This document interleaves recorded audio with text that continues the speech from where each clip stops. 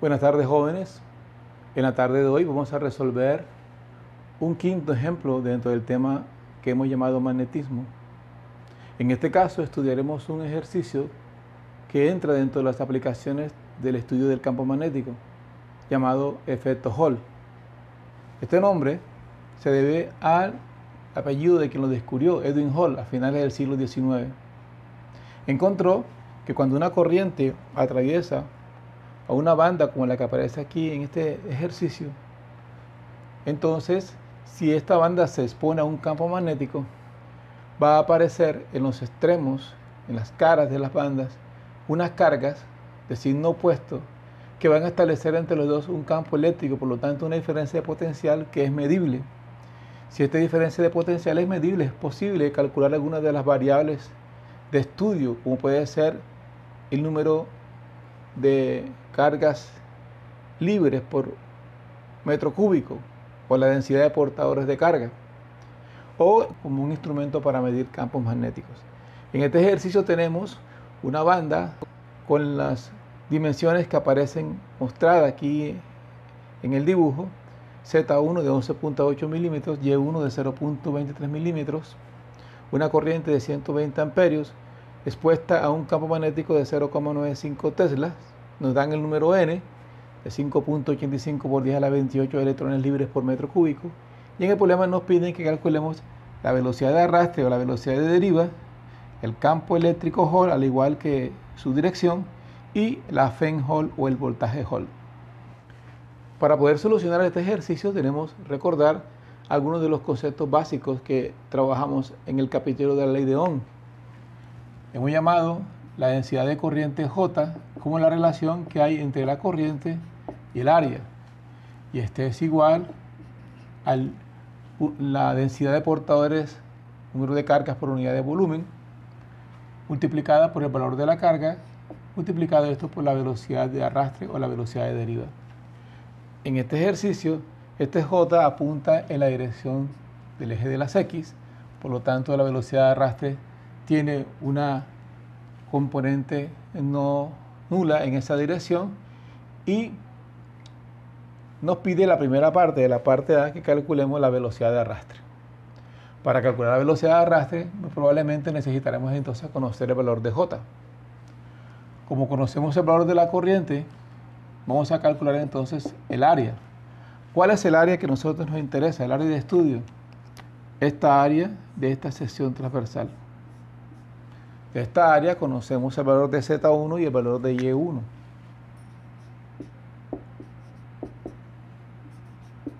Esta área tendrá entonces un valor de 0,23 por 10 a la menos 3 metros por Z1, que es 11.8 por 10 a la menos 3 metros. Ahí el área resultante es de aproximadamente 2.7 por 10 a la menos 6 metros cuadrados. Con ese valor podemos entonces calcular la densidad de corriente J en el eje de las X. Será dividir esta corriente, que es de 120 amperios,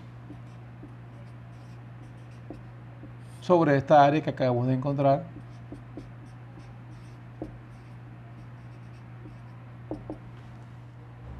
que nos da un valor de 44,4 por 10 a la 6 amperios por metro cuadrado. Esto no quiere decir que están pasando 44 millones de amperios por esta banda, sino que es la densidad de corriente, 44.4 por 10 a la 6 amperios por metro cuadrado. Pues sabemos que existe una fuerza magnética sobre las cargas. Digamos que como este es un metal, los portadores mayoritarios de corriente son los electrones. Estos electrones se mueven en esta dirección. Debido a la existencia del campo magnético, entonces si aplicamos la regla de la mano derecha, tenemos que hay un movimiento de electrones o de cargas en este sentido, en el sentido positivo de las X. Hay un campo apuntando hacia arriba. Si apliquemos la regla de la mano derecha, tendremos la corriente en este sentido, el campo hacia arriba, La fuerza sería en este sentido en la dirección negativa de la Z. Pero siendo que los electrones son de cargas negativas, entonces estos electrones reciben una fuerza hacia la derecha que hace que se acumulen de este lado cargas de signos negativos. Por lo tanto, en esta cara aparecerán signos positivos, estableciendo por tanto un campo eléctrico desde esta cara izquierda en el dibujo hasta la cara derecha. Si este es un conductor, este campo eléctrico es muy pequeño. Si es un semiconductor, puede ser un poco más grande. Dado que aquí hay un campo eléctrico apuntando de esta cara de la izquierda a la cara de la derecha y siendo estas cargas negativas, recibirán entonces estas cargas una fuerza eléctrica en sentido contrario al campo. Entonces aquí recibirán una fuerza eléctrica, mientras que acá recibían una fuerza magnética. Esa lucha entre la fuerza eléctrica y fuerza magnética existe hasta que haya un equilibrio. Cuando la cantidad de cargas que se acumulen de una cara y otra produzca un campo eléctrico suficientemente grande para equilibrar la fuerza, ahí existe un estado de equilibrio entre esas dos fuerzas y es posible medir entonces el voltaje Hall, que es lo que queremos encontrar en este ejercicio. Entonces, dado que esta partícula está sometida a una fuerza FB que va en la dirección de la Z, la fuerza magnética en la dirección de la Z, es igual a Q, la carga, que en este caso es el electrón, por la velocidad de arrastre, V sub D, que sabemos que va en la dirección X, por el campo magnético que aparece en el dibujo, va en la dirección Y. Entonces ahí tendremos la expresión de este producto de estas cantidades con sus componentes. Mientras que la fuerza eléctrica, pueden darse ustedes cuenta que el campo eléctrico apunta en el eje positivo. Esta sería en la dirección Z, pero la fuerza eléctrica apunta en sentido negativo, entonces sería menos Q por EZ. Q por EZ. Entonces, estas fuerzas, hay un momento en que estas fuerzas se equilibran. Esta fuerza eléctrica y esta fuerza magnética se equilibran.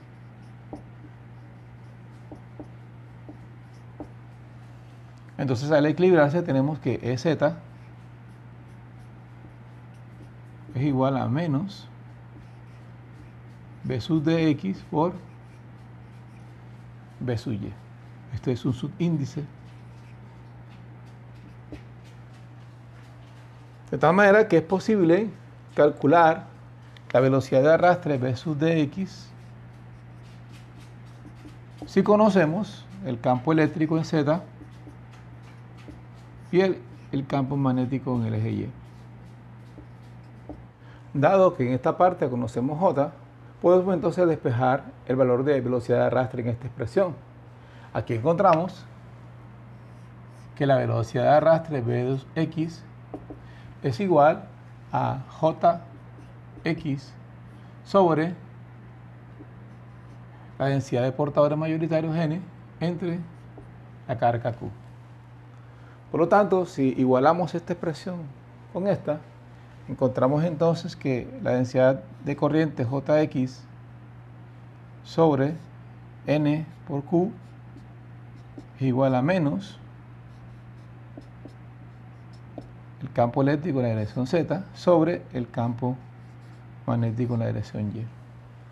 Entonces, dependiendo de la situación que queremos estudiar, podemos calcular, como se hace experimentalmente, el valor de N. Si conocemos el valor de la carga eléctrica, podemos despejar N aquí. Y entonces se puede hacer un experimento para determinar la densidad de portadores mayoritarios de carga. Pero usualmente lo que se hace a nivel experimental es construir un sensor hecho con un material semiconductor con el ánimo de determinar el valor del campo magnético. Se conoce como sensor Hall y es muy útil, por ejemplo, para medir velocidades de algunos motores y establecer, digamos, un control con respecto a la velocidad de un motor del cual se quiere que tenga un número de revoluciones exacto. En este caso, Nos están preguntando por el campo eléctrico. Entonces este campo eléctrico, como usted puede darse cuenta aquí, apunta en la dirección más Z.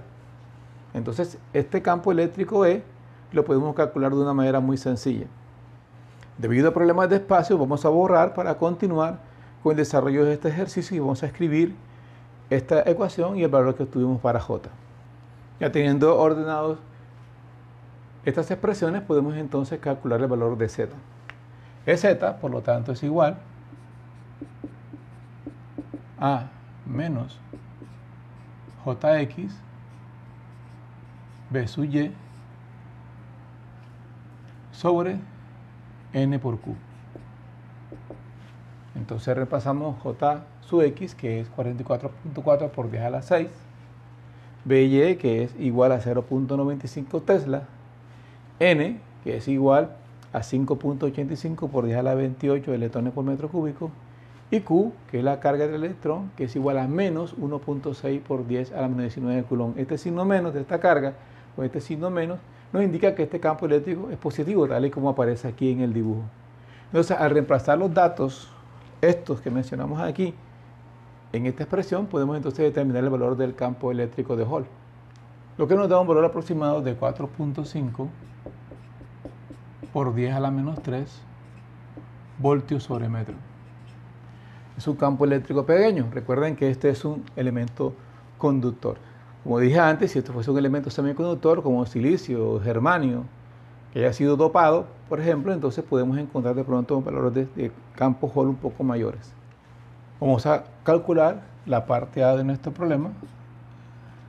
La velocidad de arrastre V sub D es igual a la densidad de corriente J sub X sobre el producto N por Q, donde J sub X sabemos que es 44.4 por 10 a la 6 amperes por metro cuadrado, N es este valor que tenemos aquí, 5.85 por 10 a la 28, y Q, la carga del electrón, que tiene un valor de 1.6 por 10 a la menos 19 coulomb, el cual nos arroja un valor de 4,74 por 10 a la menos 3 metros por segundo, lo cual es una velocidad muy pequeña.